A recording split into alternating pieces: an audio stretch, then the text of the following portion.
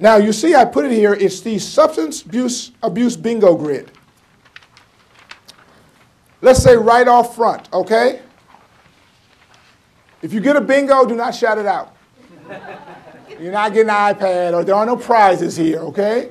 Now, let's say you have bingo, blackout. You've noticed some problem. You got to be thinking, what do I do? How do I handle this? And here are two ways to handle this. There is my way and the wrong one. Let me give you the wrong one first, because the wrong one is a popular one. The wrong one is the one you see on TV all the time. I'm talking about the intervention model. And we love the intervention model because it makes good TV.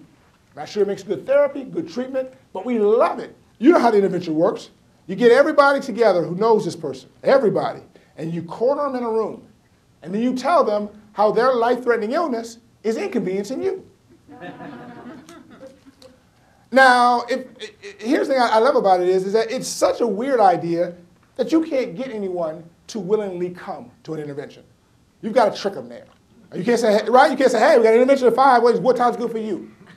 All right, so what you do is you send them an anonymous email saying, you know, free crack giveaway in the break room. 5 o'clock.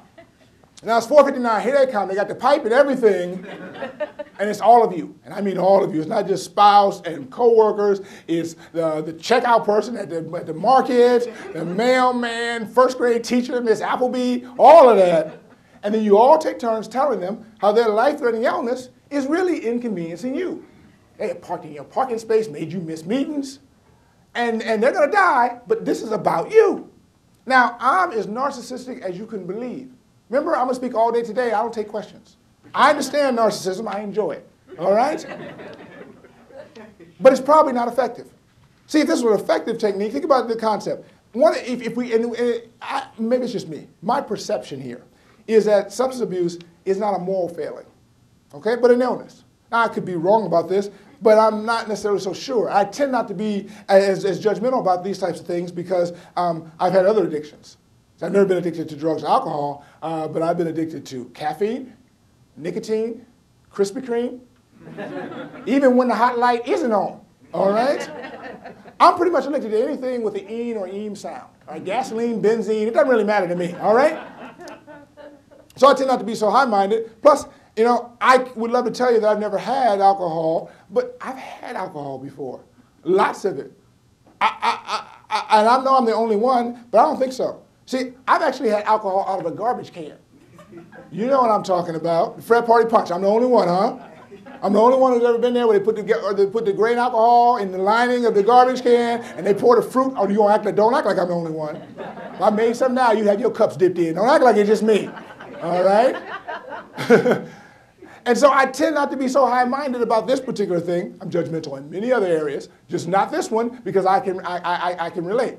So assuming that it's an illness, then it becomes not just sort of inefficient, but cruel. Any of you imagine getting your mom together for an intervention? Say, Mommy, your lupus ruined my childhood. You know how many piano recitals I missed because of your lupus, Mommy? Damn you, Mommy. Daddy, I could have been a high school baseball prospect. I had to keep taking you back and forth to chemo for your colon cancer. Damn you, Daddy. That would be ridiculous, right? But we do it in this context because we think it's a moral failing. We say, okay, well, if you were stronger, you were better. I'm not so sure. And even if it were a moral failing, it isn't effective to do the intervention.